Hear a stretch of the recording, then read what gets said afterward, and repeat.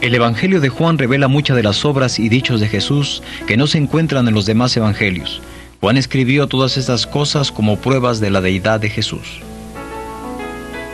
Ahora le invitamos que se una con nosotros mientras el doctor Otto Arango nos guía en este estudio profundo de este libro tan importante.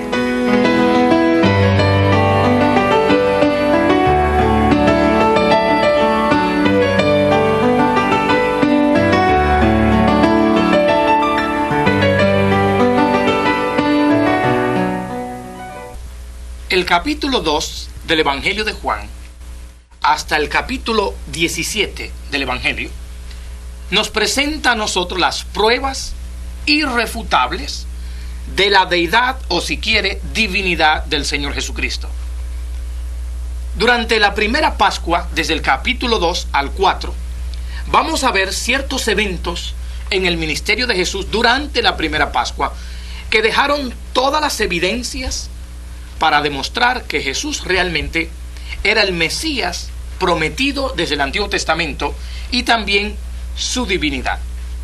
En la lección pasada analizamos que durante su primera Pascua, el primer evento que él realiza para demostrar su divinidad fue presentándose a unas bodas y realizando un milagro de creación, es decir, convirtiendo agua en vino. Y vimos en la lección pasada que Jesucristo inició su ministerio público haciendo o realizando un milagro de creación para identificarse así con el Dios del Antiguo Testamento. Así como Dios se nos reveló en el Antiguo Testamento mediante un acto de creación, Jesucristo inició su ministerio realizando también un acto de creación.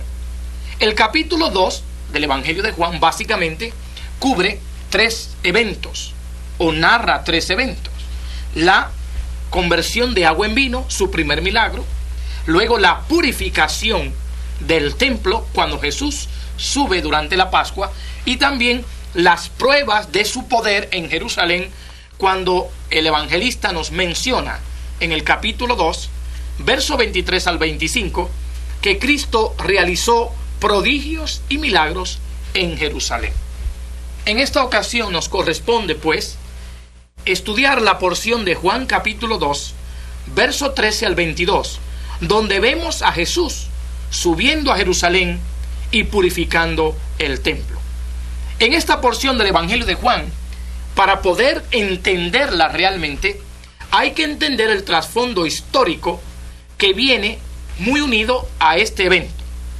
Entre los judíos, de acuerdo a Deuteronomio 16:16, todo varón judío de la edad de 12 años en adelante y que estuviera viviendo dentro de un radio de 20 millas cercano al templo en Jerusalén, tenía que hacer acto de presencia por la ley a 3 fiestas de las 7 que tenían los judíos cada año. Es decir, en el Antiguo Testamento, de acuerdo a Levítico 23, los judíos celebraban 7 fiestas anuales. De esas 7 fiestas, 3 de ellas, en conformidad a Deuteronomio 16:16, eran obligatorias para todo varón judío de la edad de 12 años en adelante y que estuviera viviendo en un radio de 20 millas cercano al templo en Jerusalén. Esas 3 fiestas obligatorias era primeramente la Pascua, luego la fiesta del medio, Pentecostés, y al final la fiesta de los tabernáculos. Nos dice Juan capítulo 2, versículo 13 al 22, que Cristo subió a Jerusalén, al templo, durante la Pascua. ¿Qué encontraría Jesús en su primera visita a Jerusalén y al templo durante la Pascua? Los evangelios sinópticos, es decir, Mateo, Marcos y Lucas, mencionan que cuando Cristo realizó la purificación del templo, ellos realmente lo registran como un evento al final o a la conclusión del ministerio público de Jesús. Sin embargo, Juan, el evangelista, nos presenta a Jesús iniciando su ministerio, o sea, al principio, purificando el templo. Algunos comentaristas piensan que la razón por qué esta divergencia en cuanto a la ubicación del tiempo, algunos piensan que Juan no tomó tanto en cuenta el tiempo. Sin embargo, hemos visto que el Evangelio de Juan, una de sus características es que es un evangelio cronológico. El evangelista Juan sigue una secuencia de eventos para presentarnos esos detalles selectivos y climáticos en la vida y ministerio del Señor Jesucristo. Ahora, lo más probable, y debemos pensarlo así, es que hubieron dos limpiezas de templo. Una al principio del ministerio, registrada aquí en Juan capítulo 2, y otra al finalizar su ministerio, registrada en Mateo 21, en Marcos capítulo 11 y en Lucas capítulo 19. Ahora, cuando Cristo sube al templo durante la Pascua, hay algo que sucede en el medio de ella. Miren ustedes en Juan capítulo 2 algunas de estas cosas interesantes. Verso 13. Estaba cerca la Pascua de los judíos. Interesante esa frase, la Pascua de los judíos. En capítulo 5 nos va a decir el autor nuevamente, después de estas cosas había una fiesta de los judíos. En capítulo 6, verso 4 dice, y estaba cerca la Pascua, la fiesta de los judíos. En capítulo 7, por ejemplo, el mismo evangelista dice en verso 2, estaba cerca la fiesta de los judíos, la de los tabernáculos. En el Antiguo Testamento, cada vez que se mencionan en Levítico 23 las 7 fiestas anuales de los judíos, no se llaman o no se refieren como fiesta de los judíos, sino se refieren como las fiestas de Jehová. Lo interesante es que a la luz del Nuevo Testamento, y el apóstol Juan, de manera en particular, cuando se refiere a estas fiestas anuales, ya no las refiere con el título de las fiestas de Jehová, sino las fiestas de los judíos. ¿Por qué Juan, al referirse a estas fiestas, las llama fiesta de los judíos y no de Jehová? Seguramente porque los judíos habían perdido el verdadero significado y el propósito por lo cual estas fiestas se celebraban y nos enseñaban algo. Dado que los judíos habían perdido la perspectiva y la enseñanza de estas fiestas, es decir, el propósito detrás de estas fiestas, Juan las refiere ya no más como fiesta de Jehová, sino fiesta simplemente de los judíos. Ahora, durante la fiesta de la Pascua, leemos que Jesús subió al templo. Verso 14. Y halló en el templo a los que vendían, noten, bueyes, ovejas y palomas, y a los cambistas allí sentados. Y haciendo un azote de cuerdas, echó fuera del templo a todos, y las ovejas y los bueyes, y esparció las monedas de los cambistas, y volcó las mesas. Y dijo a los que vendían palomas, quitad de aquí esto, y no hagáis de la casa de mi padre casa de mercado. Cuando Cristo sube al templo, Él encuentra un problema de corrupción. El versículo 14 dice que encontró en el templo a los que vendían palomas y a los que cambiaban monedas. De acuerdo al libro de Deuteronomio, capítulo 28, el vender animales estaba totalmente correcto a las normas del Antiguo Testamento. El problema que encontró Cristo en el templo cuando subió su primera visita no fue un problema de que estaban vendiendo animales o cambiando monedas. El problema que él encontró es que los que estaban realizando este ministerio habían corrompido el orden o las normas para realizar estas ventas. Es evidente que todos los judíos que venían de lugares tan lejanos para celebrar la fiesta de la Pascua no podían traer con ellos el becerro para sacrificar.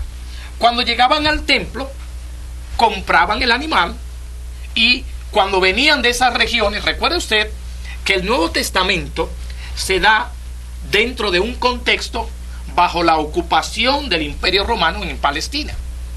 El emperador César de Roma es el hombre del día, es el emperador político y con dominio en Palestina. Por eso la moneda que circulaba en los días de Jesús y en el momento y en el ambiente del Nuevo Testamento era una moneda que traía inscrita la imagen del César de Roma. Por eso cuando los judíos venían al templo y todas las personas que venían a celebrar la fiesta de la Pascua, porque de acuerdo a Deuteronomio 16:16, ningún varón judío podía presentarse a una de esas tres fiestas sin traer una ofrenda a Jehová.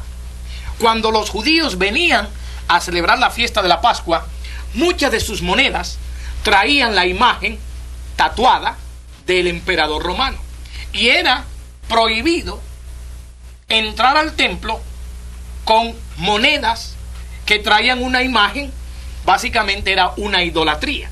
Por eso los judíos cambiaban la moneda y así compraban el animal que necesitaban para ofrecer el sacrificio. Lo que pasó fue que cuando Cristo llegó al templo, los líderes religiosos, noten, habían corrompido las normas del cambio de moneda y de la venta, dando quizás precios más elevados, lo que llamaríamos hoy en día un mercado de explotación al comercio. Y en vez de aprovechar la oportunidad para que la gente realmente viniera con un espíritu de limpieza a adorar durante la Pascua, ellos lo estaban utilizando para sacar ganancias deshonestas. Ahora noten ustedes que cuando Cristo llega al templo en Jerusalén, noten que Cristo inició su ministerio visitando a Jerusalén y limpiando el templo. Es decir, que el primer aspecto del ministerio público de Cristo comenzó en la casa de Dios. Ahora, de acuerdo a la profecía del Malaquías capítulo 3, este evento de que Cristo se iniciaría su ministerio limpiando el templo ya estaba profetizado. Así que la aparición de Cristo a la fiesta de la Pascua durante su ministerio público, al iniciarlo, iba en conformidad a la profecía de Malaquías capítulo 3, versículo 1, 2 y 3. Ahora, cuando Cristo llega, encuentra un problema de corrupción. No solamente la corrupción residía en el hecho de que estaban alterando los precios y en el canjeo de la moneda cobraban más por el ministerio, por el servicio prestado. Pero también donde se estaba realizando la venta de animales y el cambio de monedas era el templo, en el patio del templo reconocido como el patio de los gentiles. En otras palabras, los gentiles no podían entrar al templo a ofrecer sacrificio. El único contacto que podían tener los gentiles en relación a los sacrificios del templo era en el patio de los gentiles. Si quiere, el patio de los gentiles era un campo misionero para que los judíos proclamaran las buenas noticias a los gentiles. Y en vez de utilizar el campo misionero para alcanzar y evangelizar, lo habían utilizado para corromperse y para explotar a la gente sacando beneficios económicos. Parece ser que la experiencia del primer siglo, cuando Cristo subió al templo para limpiar el templo de la corrupción, es hoy en día un tema de actualidad, cuando muchos, entre comillas, siervos de Dios, predicadores, evangelistas, maestros, etcétera, utilizan el ministerio, utilizan la plataforma del ministerio, solamente utilizando su habilidad para sacar beneficios y explotar a los creyentes en la iglesia del Señor. Pero en el fondo, el ministerio no es lo importante. Cristo subió al templo y cuando vio esta normalidad, vio la corrupción, verso 14, pero ante la corrupción hubo una corrección. Yo creo que noten el versículo 15. Y haciendo un azote de cuerdas, echó fuera del templo a todos, y las ovejas y los bueyes, noten, y esparció las monedas de los cambistas y volcó las mesas. Y dijo a los que vendían palomas: quitad de aquí esto, y no hagáis de la casa de mi padre casa de mercado.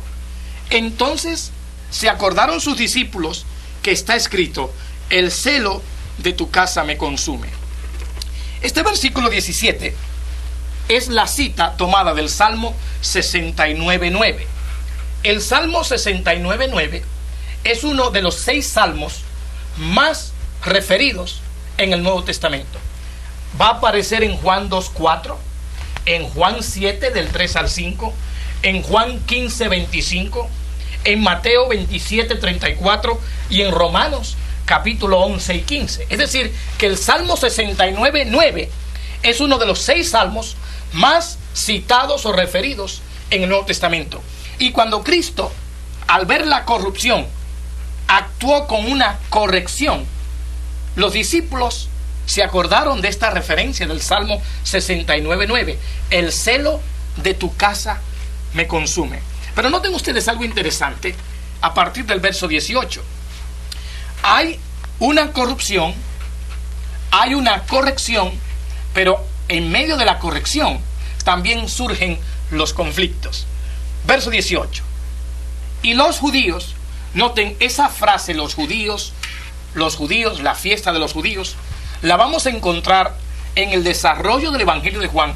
Por lo menos 71 veces Juan se dirige a los judíos. Verso 18. Y los judíos respondieron y le dijeron a Jesús: ¿qué señal nos muestra ya que haces esto? Qué ignorante los judíos contemporáneos, religiosos. Porque cuando estaban celebrando la Pascua, una de las expectativas mesiánicas al celebrar la Pascua es que los judíos tenían en mente la posibilidad del cumplimiento profético literal de Malaquías 3:1. Así que los judíos, en vez de haber interrogado a Jesús qué señal muestra para que hagas esto, debieron recordarse de que en ese momento se estaba cumpliendo literalmente en su presencia la profecía de Malaquías 3:1, cumplida en el Señor Jesucristo. Noten ustedes el verso 19, la respuesta. Respondió Jesús y les dijo, noten: destruid este templo y en 3 días lo levantaré. Aquí hay un juego de palabras. En verso 14 se menciona la palabra templo y en versículo 19 se menciona otra vez la palabra templo. En versículo 14, la palabra templo en el original se refiere al templo físico. Pero en versículo 19, la palabra templo es otra palabra en el original y se refiere al templo espiritual, el Señor Jesucristo. Y noten ustedes el verso 20. Dijeron luego los judíos: su percepción espiritual, como dice 1 Corintios capítulo 2, verso 14. Pero el hombre natural no percibe, si quiere, no discierne las cosas espirituales. No las puede discernir el hombre que no está en Cristo. Y estos judíos, Cristo comunicando verdades espirituales, no podían discernir la profundidad y el significado de las palabras de Jesús. Y en versículo 20, noten la reacción. Dijeron luego los judíos: en 46 años fue edificado este templo y tú en 3 días lo levantarás. No habían entendido la profundidad espiritual de las palabras y las afirmaciones de Jesús. Verso 21, noten el comentarista. Juan añade este comentario porque él fue un testigo evidente. Él estuvo allí y dice: mas él, Cristo, hablaba del templo de su cuerpo. Por tanto, cuando resucitó de entre los muertos, sus discípulos se acordaron que había dicho esto y creyeron la escritura y la palabra que Jesús había dicho. Recuerde que las palabras clave en el Evangelio de Juan, para Juan demostrar que Cristo es Dios a través del Evangelio, él utiliza 2 palabras claves: creer 98 veces, el verbo creer, y vida 46 veces. Y Juan dice, cuando Cristo subió al templo, encontró un problema de corrupción, también actuó con una corrección, y ante la corrección hubo un conflicto, un encuentro entre Jesús y los líderes religiosos contemporáneos. Y Juan el apóstol, cuando registra este evento, dice: y sus discípulos se acordaron de estas cosas y creyeron en él. Es decir, que todo el material de Juan está estructurado minuciosamente, presentando la divinidad de Cristo, pero no perdiendo el propósito del por qué se escribió el Evangelio, para que creyendo en él tengamos vida eterna. En versículo 23 al 25 tenemos las pruebas de Jesús en Jerusalén, probando así su poder, su divinidad, por medio de realizar prodigios y señales. Verso 23 es una continuidad. Estando en Jerusalén en la fiesta de la Pascua, muchos creyeron en su nombre, viendo las señales que hacía. La palabra señal aquí nuevamente son letreros, avisos. Y noten, pero Jesús mismo no se fiaba de ellos porque conocía a todos. ¿Cómo es posible que en Jerusalén la gente que vio los milagros de Jesús y respondió y creyó en él, cómo es posible que Jesús no se confiara a ellos? Yo diría que estos versículos 23, 24 y 25 deberíamos hacer una pregunta, no tanto si la gente creyó en Jesús, pero más bien si Jesús creyó en la gente. Y quizás usted y yo debemos hacer una misma pregunta a medida que estudiamos el Evangelio. ¿Creerá Jesús en nosotros? Noten el versículo 24, pero Jesús mismo no se fiaba de ellos porque conocía a todos. Este conocimiento previo, con anticipación, minucioso, profundo, nuevamente es una evidencia más que Juan incluye en su Evangelio para probar la divinidad de Jesucristo. Aparece en capítulo 5, el versículo 42, donde dice la Escritura, en 5:42, y decían a la mujer, ya no creemos solamente por tu dicho, porque nosotros mismos hemos oído y sabemos que verdaderamente ese es el Salvador del mundo, el Cristo. Noten, en capítulo 5, versículo 42, dice la Escritura, mas yo os conozco. El conocimiento de Jesús. En capítulo 6 nuevamente, noten el versículo 64, pero hay algunos de vosotros que no creen, porque Jesús sabía desde el principio quiénes eran los que no creían y quién le había de entregar. Entonces el capítulo 2, en resumen de Juan, nos presenta de una manera especial, durante la primera Pascua, el primer milagro de Jesús, conversión de agua en vino, la purificación del templo y la prueba de su poder en Jerusalén, mencionando, o sea, realizando milagros y señales. Un detalle más en este capítulo 2 de Juan es cuando el evangelista cita como está escrito. En el original la fórmula es G grafé, y esta es una fórmula muy peculiar y que aparece por lo menos 10 veces en el Evangelio de Juan, donde Juan utiliza esta fórmula para basar y sostener sus argumentos en el desarrollo de su material. En capítulo 2, verso 17, capítulo 7, verso 38 y 42, capítulo 10, verso 35, 13, 18, 17, 12, en capítulo 19, verso 24, 28, 36 y 37, y aparece una vez más en el capítulo 20.